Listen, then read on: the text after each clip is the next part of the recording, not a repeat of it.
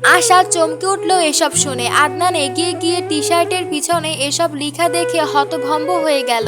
তার স্বরে চেঁচিয়ে বলল, রাবিশ, এসব কে লিখেছে আশার টি শার্টে? কেউ কোনো জবাব দিল না। ধ্রুব আপেলে কামড় দিতে দিতে এগিয়ে এসে আশার টি শার্টের কবিতাটা পড়ল। তার ভীষণ হাসি পেল।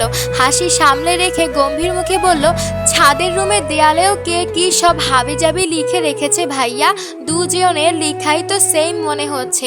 সবার হাতের লেখা পরীক্ষা করে দেখা দরকার। কালপ্রিট এখানেই আছে।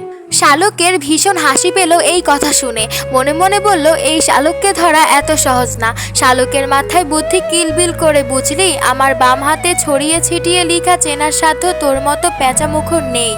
বাবা এবং সৎ মায়ের সাথে কথা না বললেও ভাই বোনদের সাথে ধ্রুবর ভীষণ ভালো বন্ডিং।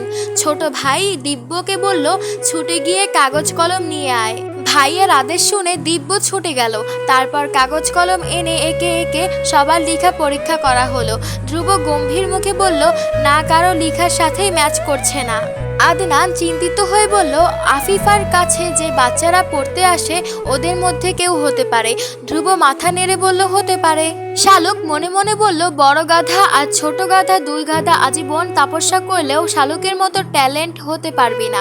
শালুককে ধরা তোদের কাজ নয়। ধ্রুব শালুকের দিকে তাকিয়ে বিড়বিড় করে বলল, মনের বাগানে ফোটা একটা বোকা ফুল, হাসলে তাকে ভীষণ মিষ্টি লাগে।